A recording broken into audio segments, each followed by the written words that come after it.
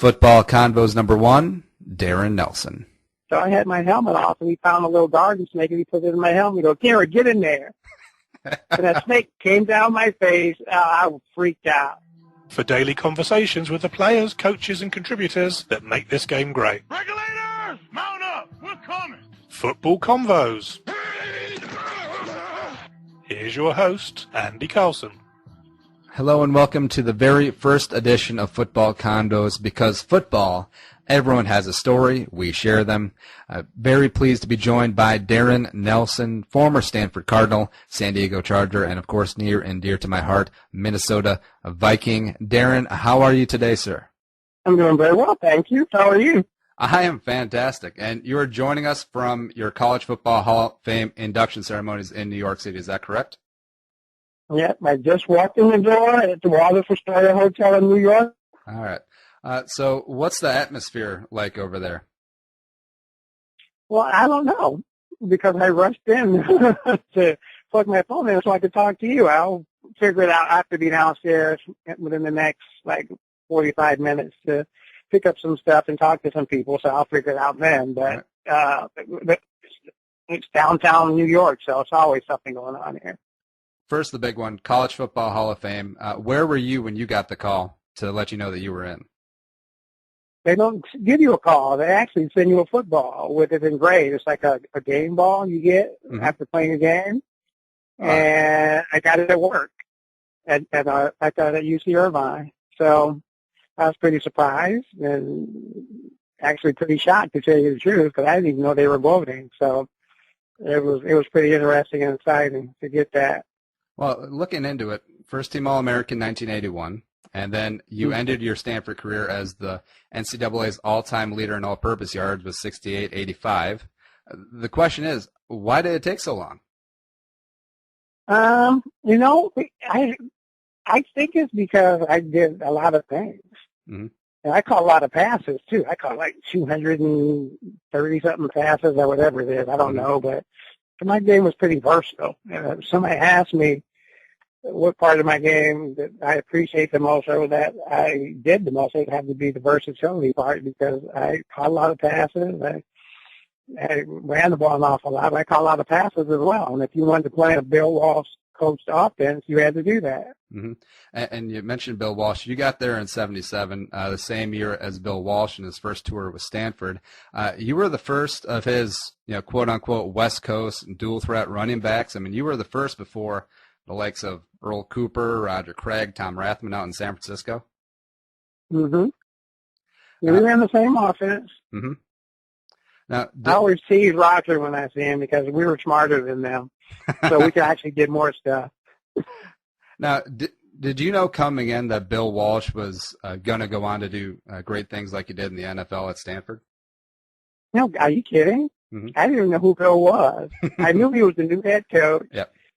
And I knew that he had coached in the pros for a long time, which I was pretty impressed with. Mm-hmm. But I had no idea what kind of offense we were going to run or what we were going to do or what was going to be required from me. Mm-hmm. Now, he came in as Paul Brown's number 2 guy, and then he just ended up at Stanford. Well, I think what happened was when Paul retired, they hired somebody else over him. Mm-hmm. I think he wasn't happy about that. He felt like he should have been the head coach, so he came to Stanford instead. He took a job in college, and it kind of worked out for him. Now, after Bill moved on to the 49ers, you were played at Stanford under Paul Wiggin, who went on to coach for the Vikings for some time and is also a College Football Hall of Fame enshrinee in his own right. What can you tell me about him? Well, Paul was just a good person. He was a really good person. He was more of a defensive-oriented person, but luckily for him, we had John Elway and Ken Marjoram at the same time, and I was there, too, for 2 years together. So we had a really potent offense. We struggled a little bit on defense, but we ended up losing a lot of our linebackers and safeties got hurt. Mm-hmm. So we struggled a little bit on offense, but we scored a lot. Now, one of the big reasons that you might have scored a lot is John Elway. What was it like playing with him before he became the John Elway? Well, we didn't know him any different. We thought he was the John Elway when he got to Stanford, because my goodness, he had a rocket for an arm, and he had to do some adjusting, coming through. He had to learn to take some stuff off the ball on occasion. He hurt like 2 or 3 of our wide receivers in training camp with compound fractured fingers and things like that because he just threw the ball so hard. But, he adjusted. He was super scrambler. He's probably one of the more athletic quarterbacks I've seen in a long time. Oh, yeah. He definitely could have been a running quarterback. His mobility was very underrated. Oh, I know. It is. He was like the escape artist back there running around the pocket. But the thing about him is he's always looking downfield. So, if there were a couple of times there where I would just start running down the field and the linebackers would stop running because they didn't think he'd find me. And, a couple of seconds later, the ball's on the way and they're struggling to catch up. He was incredible doing that. And just wrapping up with Stanford, they've had a lot of success recently with Jim Harbaugh and then also with David Shaw. But back in the day, Stanford, academic institution, had some success with Walsh. You guys won 2 bowl games with him. But what's been the difference between Stanford football then and now? Well, I think I think the difference is the coaching. When Bill was here, he was only here for 2 years, and he came back later, but he was there for 2 years in our time period, and he had our offense rolling. We were a really good football team. We went to 2 straight bowl games, beat 2 SEC teams, Georgia and LSU, and we're doing pretty well. And then he left to go do what he really wanted to do, which is coach professional football. And then you go back, and then you have Mr. Willingham come in, and he actually did a really good job as well. I thought he did a great job. Yep. But, if you look at the guys, if you look at when our team has truly been really successful, you think about Bill Walsh, he was an assistant coach in the pros, and then you go to Harbaugh, who was also an assistant coach in the pros and a head coach at UC San Diego as well. Do you think Shaw's going to be at Stanford for the long haul, or do you think he's going to make the jump to the NFL eventually too? I'm not sure. I don't know David that well. I know he's a Stanford guy, and he's been around Stanford a long time. And I would hope that he would stick around, just for that reason. I mean, Bill wasn't a Stanford guy. Harbaugh definitely wasn't. But, David's kind of a born and bred one of us, So maybe he will stick around, hopefully. Yeah. We shall see. Now, not to date myself too much, Darrin, or make you feel old at all, but your Vikings career was a little bit before the time I started paying attention to football as a young lad. But to be honest, you were one of my late father's favorite players, though, just because of the do-anything versatility that you had. 1982. Headed into the draft, where you ended up being taken 7th overall by my beloved Minnesota Vikings. What were your thoughts headed into the draft? Where do you think you're going to end up? Well, I had no interest in Minnesota whatsoever. I'm sorry. No, understandable. Because you're a Cali guy, and then you're headed up to the frigid north. Exactly. And, I was really hoping the 49ers would, but I went too early for them because they had just won the Super Bowl. I thought about maybe the Rams or San Diego or someplace like that, but I just, it was weird because I had no inclination as to where I was going. None. The Vikings didn't call me before the draft. A lot of people didn't call before the draft and interview. It's kind of a different deal now. You know how you do all the interviews and they call you and you do the individual days. We didn't do any of that stuff. I went to 2 combines and that was it. So. You have no idea where you're going, and I was pretty surprised when I wound up going to the Vikings. But when you came in 1982, luckily they didn't make you play outside of Met Stadium because that was the first year of the Dome in '82. What was that like coming in playing indoors? Well, first of all, I thank God for that every day. It was fun. It was a really good football atmosphere. It was really loud in there. When we were really good, it's a really difficult place to play. It's not too good for your knees because you have to have that hard turf in there because they also play baseball in there, remember? Oh, yeah. So it was horrible for your legs and your knees, but it was a good atmosphere to play in. Not a lot of padding in that stuff, though. Now, Darrin, not to toot my own horn, but I was a mediocre accomplishment as a high school football player, and we actually got to play. Got to play there? Oh yeah, it was so cool because watching it growing up, you think, man, that looks so awesome. But you get out there, and it's like indoor-outdoor carpet on cement, and you're like, oh, this isn't all that's cracked up to be. I know, wasn't it horrible? I mean, you don't want to fall on that stuff. Mm-hmm. Oh, I agree. But look at the beginning of your career. What was it like playing for a legend like Bud Grant? Well, it was a lot of fun. Everybody looks at Bud and they think he's this mean guy and, doesn't smile. And like that. He was the biggest practical joker on our team. and I'm dead serious. He did all kind of stuff. He was funny. And you know what I like about Bud? He coached a long time. There wasn't a whole lot he hadn't seen before. Mm-hmm.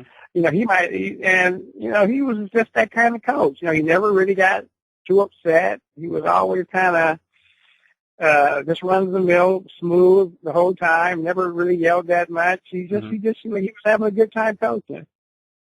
But he was very funny though. Yeah, absolutely. Surprisingly, very funny. Yeah, we do see the stoic Bud Grant. We see it from NFL films, but I just got done reading his autobiography, and he was talking about a practical joke he pulled on Sid Hartman where he threw a crow at Sid's car or something like that. And it was just, it was a hilarious story, and it's just something you would never expect from a guy like Bud Grant. I know. He was funny because when we were practicing, he kept telling me, Nelson, stop taking your helmet off. And I'm like, why? I'm not in the game. I'm standing here on the sidelines. And so I had my helmet off, and he found a little garden snake, and he put it in my helmet. He goes, Darrin, get in there. And that snake came down my face. I freaked out. Especially a kid from California. I didn't know anything about it. I thought this poor snake was going to bite me or something. And, of course, he's on the ground laughing because I'm, screaming all over the place trying to get that snake away from me. It's funny. All right. I got to get him back for that. Oh, well, there's still plenty of time that you can get him back. And I got to get him back. And then moving on to Jerry Burns, who was Bud's longtime offense coordinator, became the head coach in '86. What was he like? Well, once I could understand what he was saying, it was fun too. Burns had this weird drawl or something, and when he got excited, he talked real fast. I could not understand a word that man was saying. Not one. My rookie year, I needed an interpreter, and I am dead serious. No, I could not understand him. I've looked up a couple of Burns' classic press conferences, and you're right. Once he gets the juices flowing, it's kind of hard to understand him. Mm-hmm. It was pretty funny though. I'm like, Burns, what are you talking about? I don't know what you're saying. I could not understand that man. And another coach that you played under, 85-86, a running backs coach, Mark Trestman. Now that's kind of a weird name. Mark Trestman, the current head coach of the Chicago Bears. Oh, yeah. They're struggling a little bit, though. Mark's a bright dude, really smart. We had a lot of fun playing for Mark. Mark was always really serious, though. Mm-hmm. Yeah, it was hard for us to get Mark to laugh. He kind of comes across that way as stoic, very serious, but very cerebral as well. Mm-hmm. Yeah, very serious. It was funny. I had been playing for a while by then, so we used to always give the coaches a hard time on occasion. But Mark, he was always so stoic and serious. All right, now this one might give you a chuckle, but I looked it up. Who was Disco Darrin, and why do you dislike him so much? And why do I who so much? Who is Disco Darrin, and why do you dislike him so much? Or the name? Well, first of all, that's crazy. Well, that came around because of my original press conference that I had when I got drafted by the Vikings. Yep. And they were talking about, they asked me, well, Darrin, what do you like to do? I said, well, I like to hang out with my friends. I like to dance on occasion. And one of the guys said, well, you won't like it here because there aren't any discos. And I said, well, then I'm not coming. And everybody started laughing. That's honest to God how it started. I have no idea what took it off from there. And then the writers just picked it up and went with it because it's catchy, and then it labeled you. Exactly. But that's all it was. It was a joke. All right, now But that's how I take it, as a joke. all right, and speaking of jokes, who was so Bud was obviously a practical joker. Who was one of the more interesting teammates that you had on those Viking squads, like Tommy Kramer, Steve Jordan, those type of guys? You know what? No. The more interesting guy, oh my God, John Randall. Mm-hmm. I thought John was crazy. When he came in as an undrafted free agent out of something called Texas A&M at Kingsville, what did you think of him? Like 5'10", just a loud guy, high motor? Well, the first time I remember looking at him, I was like, wow, he's going to play defensive lineman? I didn't think he was big enough. But I tell you what, man, after a few practices, he was high energy. He got guys going, man, and he got himself going all the time too. Great player, I thought. Great player. I thought Chris Doman was interesting. Mm-hmm. All the defensive linemen I thought were a little off. I thought something was wrong with them all mentally. Mm-hmm. Keith Millard, same way. There's something wrong with him. Doman, something wrong with him. But all of them were off. It was like weird. It was kind of fun watching them, but all those guys had something wrong with them mentally, I thought. Maybe you do need to have a little extra something to want to be seeking out contact on every play. Excuse me? Now, maybe you do need a little something wrong with you up top to be trying to tackle people on every play. No, I know. All right, now, but we have some interesting guys. Buster Rhymes was really interesting, too. He didn't play very long, but, oh, my goodness. Anyway, I don't have any stories about Buster. He was just weird. Heck of a kick returner, though. Mm-hmm. Well, who was better at returning kicks, you or Buster? Oh, definitely me. I set you up for that one. That was the easy one. Mm-hmm. We talked a little bit about the media in the Twin Cities, and when I was talking to a bunch of older Vikings fans, they always bring up two things: the Washington NFC title game, and then the fact that Marcus Allen was drafted a few spots behind you. Now, at times, do you feel like you were treated a little unfairly by some of the local media or certain Vikings fans? No, not at all. Trust me, it's a lot better than it is now. Oh, definitely understandable. It's not even. I mean, it's not even close. Mm. That whole thing with the Redskins, I just didn't. It was such a bang thing. It was really hard for me to tell if I could catch it or not. To tell you, I looked at that play 2 or 3 times, and not much more than that. But it obviously it doesn't bother me enough to look at it and try and really figure it out. But it was football. Everybody drops passes, everybody fumbles, everybody throws interceptions, everybody misses tackles. I didn't do that very often, but even I do it sometimes. Definitely. Shifting to a little bit happier moment. Thanksgiving versus Dallas, 1987. What can you tell me about that? Oh goodness, I was still sore from the other game. Those are one of those games. You know what's really hard about those is when you have to travel. That's hard. Yeah. So if you play a game on Sunday and you got to practice a couple of days, you got to get on a plane and travel. That's difficult. But I think one of the good things about it, especially for me, is sometimes you kind of get into a groove when you're running the ball. Mm-hmm. And I think because of that, I think I played pretty well the week before. And so I kind of was still in that same kind of groove. I think my hamstring was a little sore, but other than that, I felt pretty good. Mm-hmm. So it ended up working out okay for me. And it's one of the few times I always tease the Vikings about where they actually continue to give me the ball. Because there are some times I'd do like really well in the first half and then I wouldn't get the ball anymore. And that game, they kept giving it to me, which is because they were really limited the amount of times that I could touch the ball. Mm-hmm. And I know I was only 184 pounds, so I get it. But sometimes when you're feeling it, you got to just let it go. And that's one of the times where they did. Absolutely. Then you end up scoring the game-winning touchdown walk-off fashion. Mm-hmm. That's fun. That's always fun to do that. And speaking of walk-off action, the Vikings had a fun little walk-off win Sunday. What are your thoughts about the 2014 Vikings?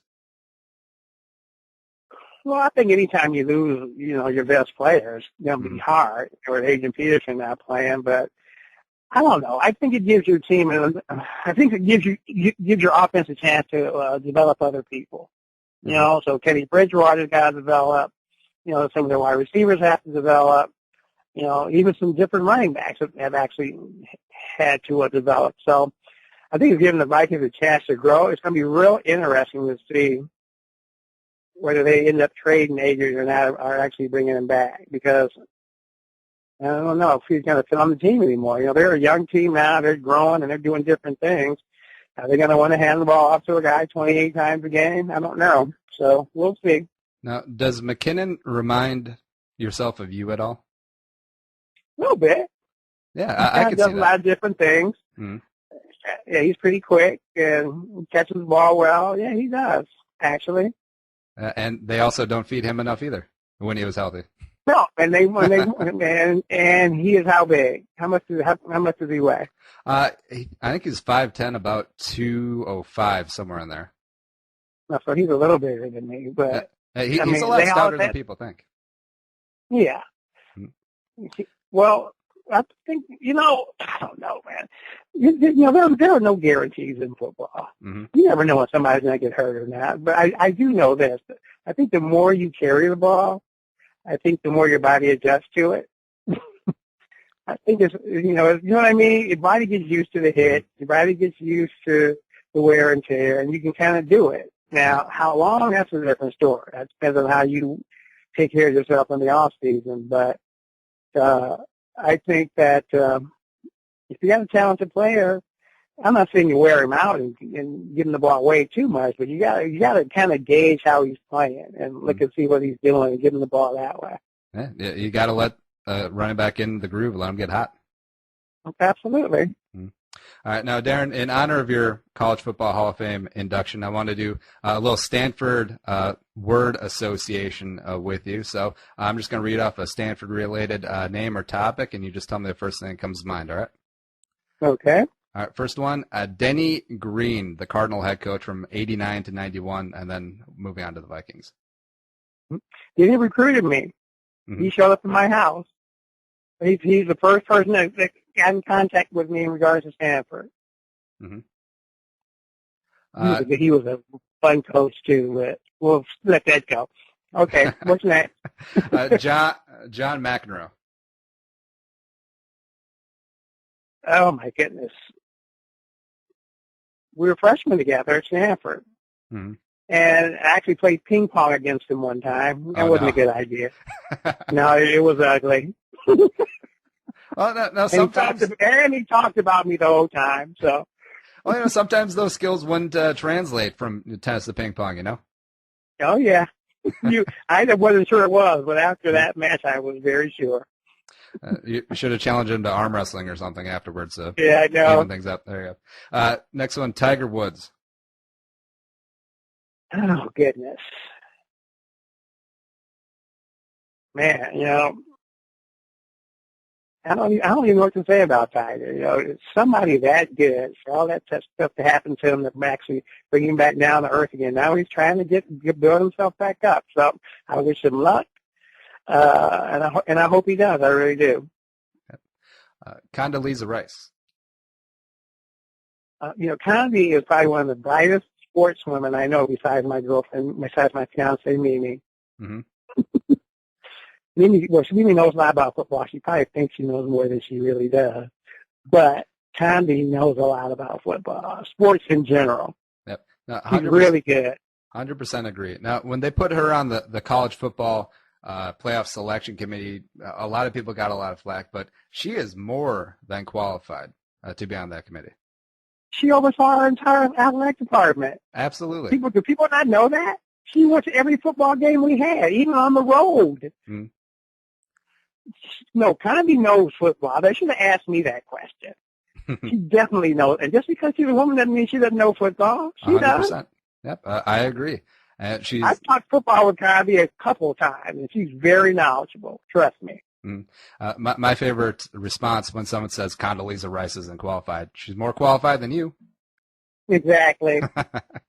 Exactly. Now, speaking of her and the committee, did they get the Final Four right? I saw a projected. I don't know what the final one is yet because I haven't looked. So why don't you tell me? Bama versus Ohio State, and then Oregon versus Florida State. Florida State, yes. Sorry, I blanked out. And Bama's number 1. Yep, Bama's number 1, OSU number 4, and then Baylor and TCU are just sitting watching. Oh. Wow, that's interesting. You know what though? Alabama, Oregon, FSU are better than both those teams from the other conference. Not sure about Ohio State, especially since they're on their third quarterback. I thought they were going to take that into consideration, but I don't know. Maybe they're not.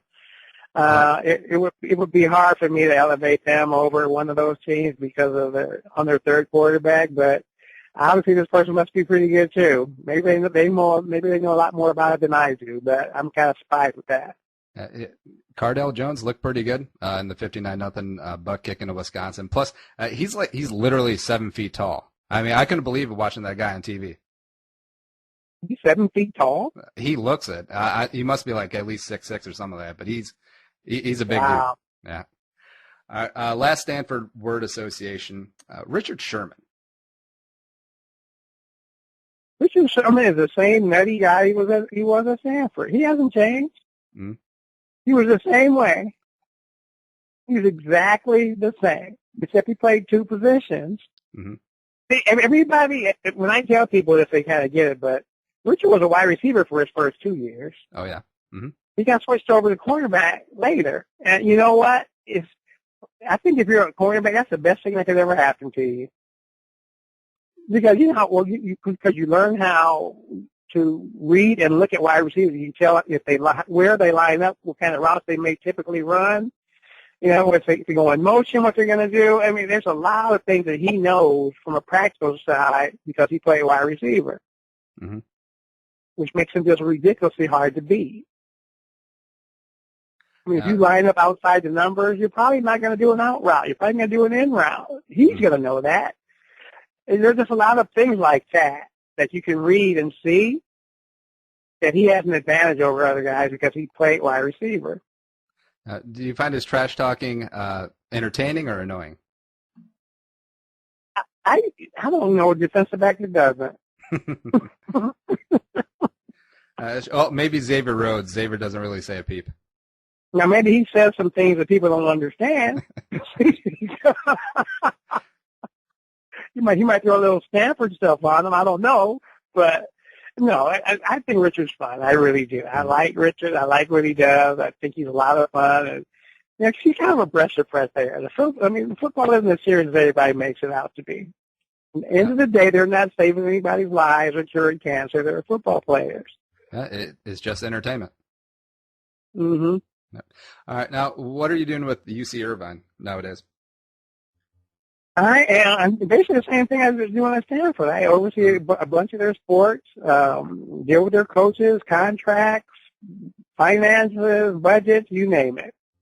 All right. Do all that stuff. Yep, very cool. All right, Darrin, 3 and out, just 3 little quick-fire questions to bring us on home, and then I'll thank you for your time. First one is, who was the most influential in your football career? I had a high school coach named Gene Zeller. Mm-hmm. And Gene was an innovative, crazy person. He's passed away about several years ago, but he's had us doing all these weird workout routines, kind of the stuff that Oregon does. It's that we were doing it a long time ago. Everything was fast-paced. We ate different things. Our workouts were strange. We didn't lift heavy weights. We lifted weights for time, and then we had to go to the next one really quick. All that stuff was really super fast. So I'd have to give him credit for that. Gene was ahead of the curve. And with me and all my little fast twitch muscles, it was perfect.